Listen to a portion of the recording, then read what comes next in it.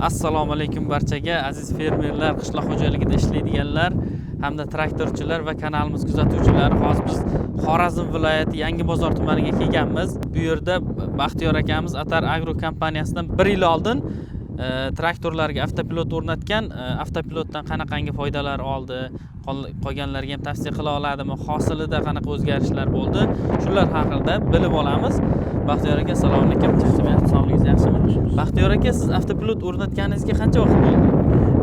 O'tgan shu 25-yil fevral oyining oxirida o'rnatdik. Demak, to'liq bir mavsum avtopilot ishlatdingiz. Ishlatdik. Kam ko'stini, yaxshi yomonni hammasini ko'rdingiz. Ko'rdik, bu foydali tomoni ko'p. Masalan, ekish nelarimiz shu paxta ekik, boshqa ekinlarni ekik, shu asosan shu paxtada biz yangi etadigan ishimiz. To'g'ri chiqadi, ish unumdorligi yaxshi bo'ladi, hosildorligi ham shuning uchun bir xilni beradi-da. Bu otizning cheti boshqa, o'rtasi boshqa bo'lmaydi, hamma yeridan bir xil hosil olishga erishamiz-da shu avtopilotdan. Sizda hozir necha gektar yer bor umumiy? Menda hozir 85 gektar yerimiz bor. 85 gektar. Baxtiyor aka, avtopilotni o'rnatganingizga 1 yil bo'ldi. Yerda haydashda avvalgidan qanaqa o'zgarishlar bo'ldi? Avval qanaqa haydardingiz, hozir qanaqa haydayapsiz avtopilot bilan? Afzalligi ko'p. To'g'ri ekish, tekis ko'chat olish, shularga neda o'zi asli qulayligi 24 soat ishlatib bo'ladi. Bu kecha, kunduz farqi yo'q bu yerga. Ikki odam bo'lsa, ismin ek haydovchi bo'lsa, 24 soatda shu 24 gektarni ekaverasan bundan. 24 gektar. Agar 1 gektardan ekadi. Bu 4 qatorli bo'lsa selka. Endi 6 qatorlida undan o'nib ketadi. Undan ham tezroq. Qarang endi, 1 gektarni necha pulga ekib beradi shunda? 1 gektarni 500 ming so'mda 1 gektar. 1 gektarni 500 ming so'm desangiz, bir kunda 24 gektar 12 million deydigan bo'lsak, salarkadan tashqari deylik, boring ham salarkasini solib beradi. Salarkasini solib beradi. Boring ham masalan 12 million emas, 2 millionini deylik haydovchiga bergan taqdiringizda ham, bu boshqaga rasxodga, boshqaga ketgan taqdirda ham 10 million o'ziga sof qoladi. To'g'ri. Deylik masalan mavsum 1 oy ishlatdingiz deylik. Masalan, odamlarga haydab bergan bo'lsa, 1 oyda masalan kuniga 10 milliondan 300 million o'sha odamlarning haydab berishdan o'zi daromad qilib olib qo'ysa bo'ladi, to'g'rimi? Avtopilot pulini shunda necha kunda chiqargan bo'lyapsiz? Ishlab tursa shu 5 kunda chiqarib olaman. Avtopilot pulini 5 kunda chiqarib oldingiz, to'g'rimi? U o'zingizning hosilingizdan tashqari. Aha, zo'r. Mana to'ppa-to'g'ri bo'lib chiqqan. Mana bu liniyani ko'rib turibmiz, tekis chiqqan. Bu paxta-ya? Siz qo'shqator ekkanmiz. O'tgan yil shuni ekkanmiz shunda. Shu avtopilotda ekilgan. Avtopilotsiz ham qo'shqator ekarmidingiz? Qanaqa bo'lardi unda? Bunday tekis chiqmaydi endi. Bunday tekis chiqmaydi. Keyin dehqonchilik ham yaxshi bo'ldi shu yerda. Mana shu hozir bir 70 sentner berdi, o'zi kech ekdim. Kech ekkan. Buzib ekdim-da paxtani. O'zimda yakka qator edi, selga boshqa yerdan olib kelib, selgani qo'shqator buzib ekkan edi. 70 sentner berdi ana shu paxta. Zo'r. Hamma o'zi odatda necha tonna olardi? Necha sentner olardingiz? Men 40 sentnerdan 48 sentnergacha 40 dan 48 gacha olgansiz. Endi siz avtopilotdan foydalangan holatda 70 sentner oldingiz. Deyarli 40% ga, masalan 50 degan taqdirimizda ham 40% ga o'sish bo'lyapti. Masalan, o'rtacha agar 45 dan olgan bo'lsangiz, masalan 48, 40 oralig'ida 45, umumiy 45 oladigan bo'lsangiz, o'sishi pashti 50% dan ham ko'proq bo'syapti-da. 30% bo'ladi. Shunda hamma deylar bir xil bermaydi-ku. Bunda qo'shqator bo'ldi, ham tipsan yanday bo'lgandan keyin berdi-da bu. Ham navina qaraydi paxtani. Qarang, endi masalan avtopilot bilan ekkanda qatorlar soni ko'payadi. Nimani hisobiga ko'payadi? O'sha bitta tushuntirib bering. Qatarlar soni ko'paygani avtopilot bo'lmasa bu yerda o'rtalikda stik tavo deymizda biz. Stik tavo ullayib ketadi, kichayib ketadi. Shuning hisobina qatarning soni kam bo'ladi. Hozir bunda bir xil bo'lgandan keyin qatari ko'p bo'ladi-da, ko'p joylashadi. Deylik, masalan, Serka bilan ketganda, masalan 100 metr joy bo'ladigan bo'lsa, 100 metr emas, deylik 50 metr deylik, 50 metr joyga necha marta borib keladi? Necha qator ekiladi? 50 metr joyga bitta hisoblab beringda. 65-66 qator bo'lar ekan. Agar avtopilotsiz bo'lganda necha qator ekardingiz? Taxminan? Taxminan 66 bo'lganda, dim bo'lganda dim oshib qolsa 60 bo'ladi endi. O'rtacha 50-55. 50 metrda 6 tavam yaxshigina ne beradi-da shu.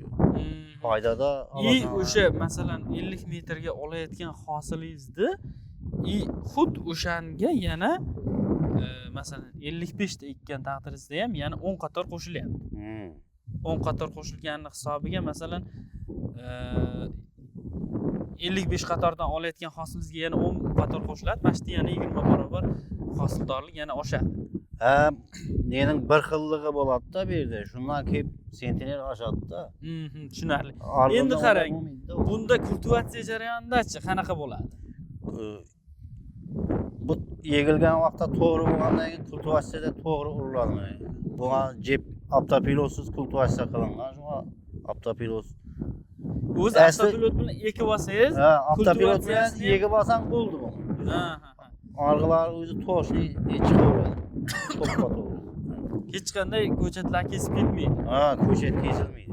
Bir xil bu hamma. Zo'r. Bir xilda ekilgan, mana qo'sh qator qilib.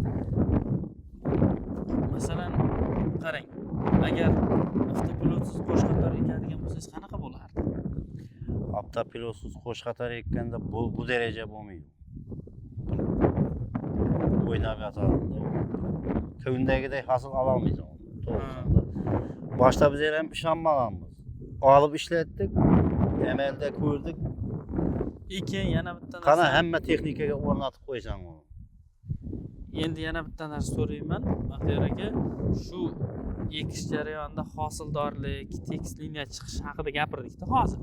Endi shu avtopilot yo'q payti o'sha liniyani tekis olish uchun qancha harakat qilgansiz, qancha asab buzarliklar bo'lgan, shu kultivatsiya jarayonida kultivatsiya apparati to'g'rilashda qanaqa jarayonlar bo'lgan bitta aytib bering. Onun uchun avtopilot yo'q vaqtimizda bir ovulimizda masalan shu cho'balanchi qishloq bo'lganimizda shu yerda bir 5 odam selka haydab biladi. Qolgan odam haydab bilmaydi. Undan to'g'ri chiqmaydi bu haydab bilganda. Endi shu odamning ekkani bilan ne qilinadi? U ham navbat qarab turadi shu odam qachon keladi, o'zini ektiradi. Hozir bu neda u hech kerakmaydi. Kechami, yarim oqshommi, kunduzmi, abitmi, nesi yo'q. Falonchi aka haydovchini kutib o'tirmaysiz, uning kayfiyatiga qaramaysiz. Albatta u keladigan taqdirda ham baribir arzonga ishlamaydi. Ana shu tomonlari yaxshi bo'ldi. Bu neni xalaga odam haydab ketaveradi. Haydovchilik guvohnomasi bo'lsa bo'ldi. Haydab ketaveradi. Jiyanga berib qo'ysangiz ham, bolalaringizga berib qo'ysangiz ham yoki bo'lmasa yoshroq bolaga berib qo'ysangiz ham bemalol uni boshqarish ham shart emas, faqat o'sha skoroskka urishni bilsa bo'ldi. Liniyani boshiga chiqqanda qaytarib joyiga solib, yana avtopilotni qo'shib haydab ketaveradi. Haydash ishqilib o'ng'ayli. Ishqilib zarar etmaydi bu o'rnatda. Keyin yana bitta savolim bor, o'sha qurilmani o'rnatgansiz-ku. Qurilmani ishlatish murakkab emasmi? Shu haqida bitta gapirib o'tsangiz. Qurilmani ishlatish u murakkab emas, o'zi bir yo'lda yurgan vaqtda ajratib qo'yadigan nesi bor? Ключатель oddiy. Avvalgidek zamonaviy xilasi shu ключатель. Shuni ajratib qo'yasan, qo'shasan, ekranda o'zi 3 tugmani bosasan bo'ldi, ishlaydi u. Neraga kelgandan keyin. O'zi Oddiy telefonda ishlatib bilgan odam uni ishlatib biladi bemalol. Qarang endi. Bu kultivatsiya jarayonida taxminan qancha sizda yo'qotish bo'lgan avval? Hozir menimcha bitta ham urug' kesilmagan. Avvalgida yo'qotish ko'p bo'lgan-ku.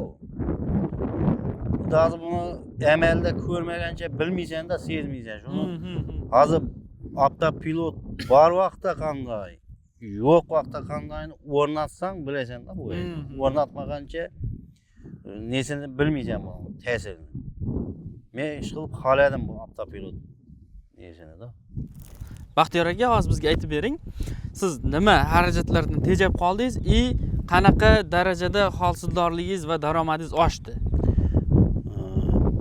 Birinchi o'rinda bu avtopilotdan keyin tejamkorlik yerdan samarali foydalansa bo'ladi-da shu avtopilot orqali. Bu samarali foydalanib degan bu qator araliqlari bir xil bo'lib chiqadi. Ko'proq qator bo'ladi, yer ko'proq o'ttirmaysan bu neydi. O'zi foyda shundan kelib chiqadi u. Yana ishlash desam o'ynatda bu ish desam o'ynatda ish qilib neyse. Yoqilg'idan ham tejiysan, hamma neydan tejaladi, o'g'itdan palaparcha salib ketmaysan, o'yanab. Bu to'shni yuradi bu avtopilot bo'lgandan keyin. Bir xil ne beradi-da, ko'chatdan bir xil chiqadi o'ynab. Terishda ham ko'chatdagi hamma paxtani terib ola olmaydi-da menimcha, to'g'rimi? O'shani ham bitta aytib o'ting, qanaqa bo'ladi? Masalan, tekis bo'lsa paxtani qanaqa teradi apparat? Agar tekis bo'lmasa avtopilotsiz selkada ekkan bo'lsangiz, qanaqa bo'ladi? Avtopilotsiz egilsa paxta mashinam yaxshi termaydi. Masalan, endi paxta nesinde aytiladigan bo'lsa, boshqa egillardan shu paxta bo'lsin, boshqa bo'lsin, qaysi nesi, so'ngina nesang shu to'g'ri ekkandan, masalan, araliqlar bir xil, dehqonchilik ham bir xil yuradi-da, o'rtasini ham chekadi. Ya'ni paxta terayotganda liniya bir tekis bo'lgani hisobiga apparat paxtani ikkita tarafidagi anaqalarni, paxtalarni ham ko'chatning ikki tarafidagi paxtani ham terib oladi. Shunaqami? Masalan, agar qiyshiq bo'ladigan bo'lsa, bir tarafi qolib ketishi mumkin, to'g'rimi? Paxtani bo'lsa, bizni paxtamizni chachib teribdi deydi, ya boshqa qilibdi deydi. Mana shundan kelib chiqadi-da shu. Qiyshiq ekilganda kelib chiqadi. Hozir menimcha bundan keyin u avtopilotsiz ish qilsa o'tiradi, kim bo'lsa-da. Shu paytgacha o'zi itak yutqizib kelgan, endi avtopilot chiqdi, uni o'rnatish kerak. Albatta shu o'rnatish kerak. O'rnatsa hamma narsaga ne bo'ladi? Foydasi ko'p buning. Bir paxta, boshqa sholi ekish selkasi bo'ladimi? Hamma narsaga to'g'ri ne qilsa. Sholi ekishda ham, g'alla ekishda ham, paxta ekishda ham, makka ekishda ham liniya tekis chiqsa, terib olishda o'sha hosil 100% terib oladi-da, chachib, paxtani chachib ketibdi, boshqa qilibdi degan narsalar bo'lmaydi. Shu texnika bir o'tgandan yana bir o'ta bermaydi shunda. O'lchamini qo'yib olasan, tuzib, shuni buyog'idan o'tmaydi. Ham tekis chiqadi-da. Zo'r. Gap yo'q bu ishlashini. Ong soat telefonni qanday ishlatsang, u ham shunday ishlayveradi. Telefonda xuddi traktor o'yini bor, xuddi o'sha o'ynagandek bo'ladi. Bu vajda xohlasang, qarg'an vaqtida, ya'ni internetga ulanib turgan ekan, polni YouTube nelarga kirsa bo'ladi ekan. Funksiyasi ko'p ekan. Aynan o'sha monitorchadan. Monitorning o'zidan. Xohlasa o'yin qo'yib o'tirsam bo'ladi. Shunday nesi bor ekan. Zo'r. Mana Baxtiyor akam bilan qilgan suhbatimiz ham o'z nihoyasiga yetib boryapti. Hozir endi Baxtiyor aka haydovchisidan haydash jarayonida qanaqa qulayliklar borligini bitta ko'rib o'tamiz. Shu bilan suhbatimizni yakunlaymiz. Dilshod aka, avtopilot o'rnatildi traktorga. Avtopilot o'rnatilgandan keyin haydashda qanaqa qulayliklar bo'ldi sizga? Avval qanaqa bo'lardi, hozir qanaqa?